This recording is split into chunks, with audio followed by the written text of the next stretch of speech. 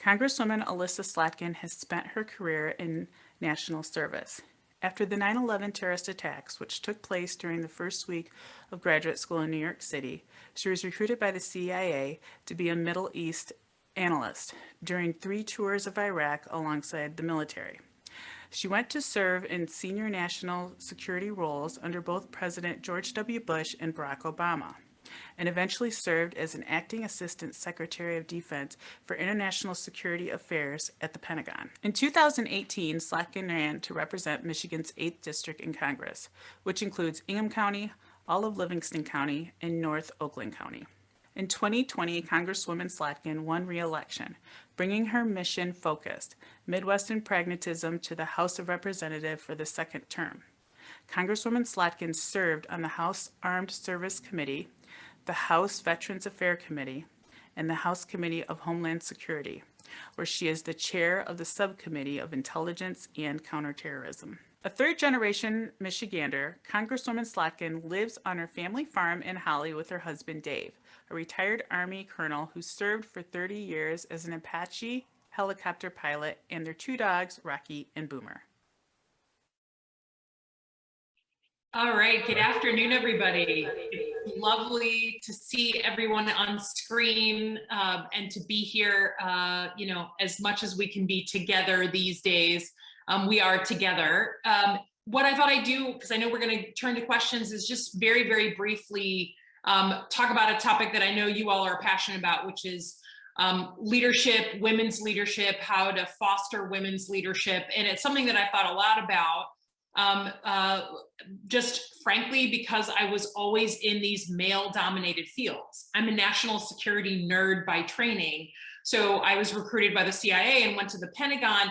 And the number of times where I sat in a room and I was the only woman, certainly the only young woman, it was an everyday occurrence. So I had to sort of train myself and get to the point where that seemed totally normal. And that just became something that I then taught to the legions of women who are coming up in that field behind me.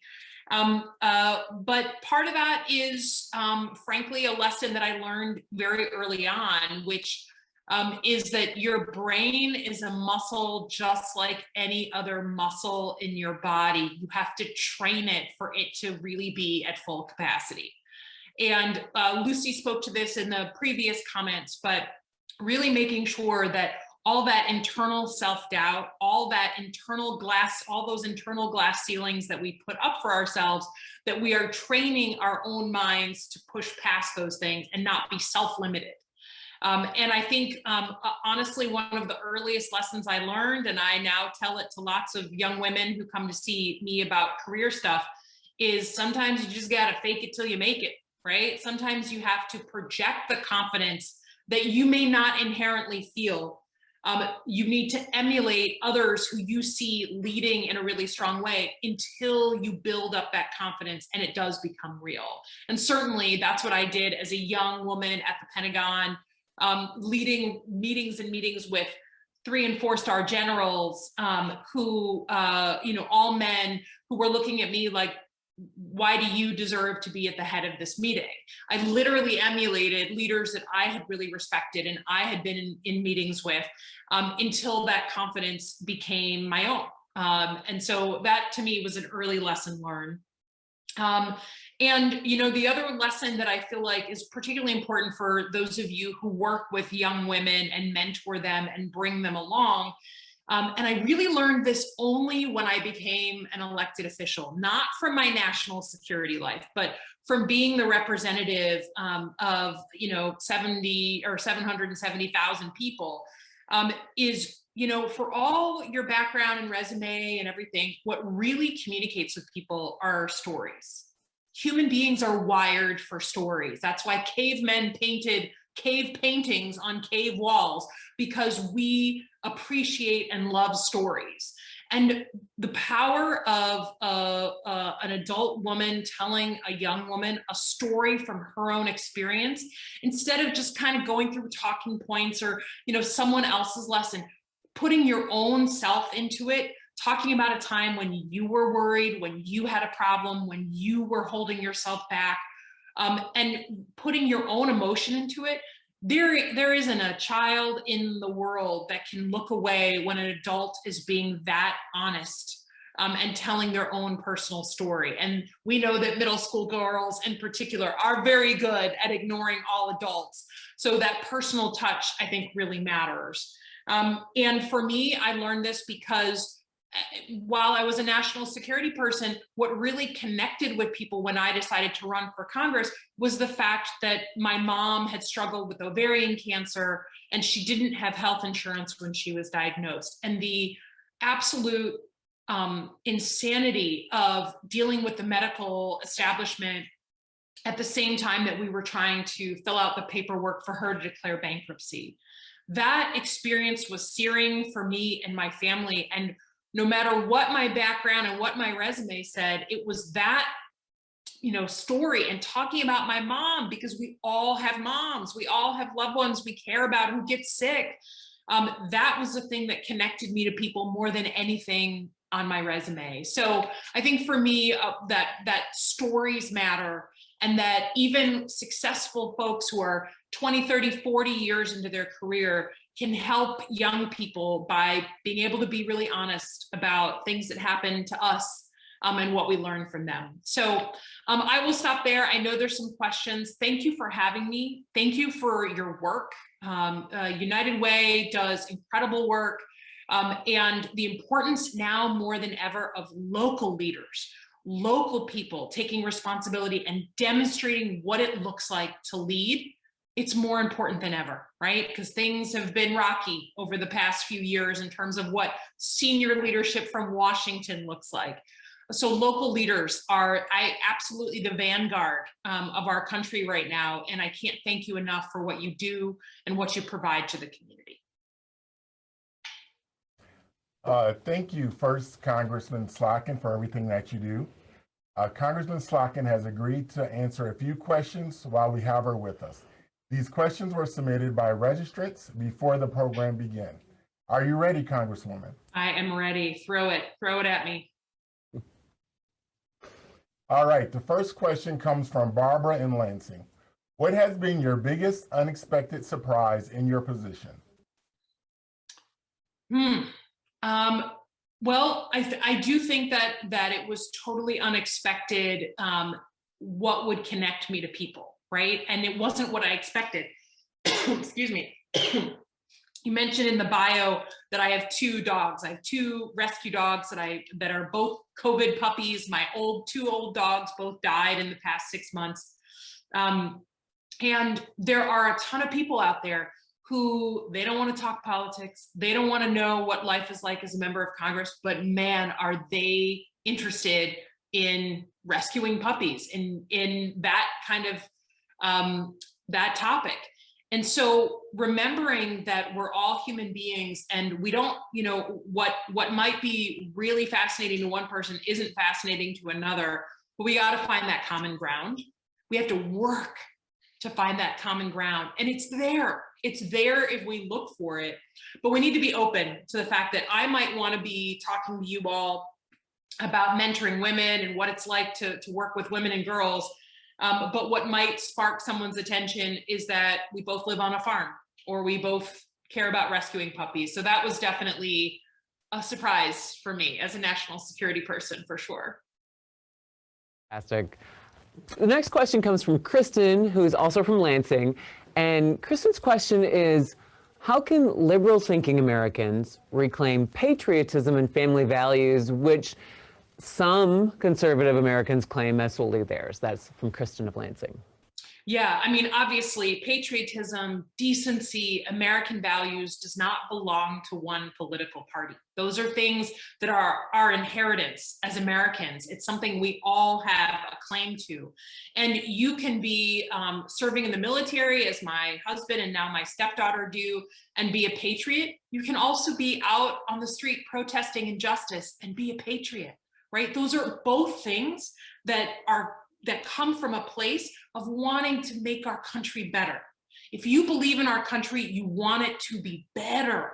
And that is my definition of patriotism. Are you putting in the time, the sweat, the energy to actually make this place better. If you're on the screen right now, you fit that category because you care about people in your community and making things better.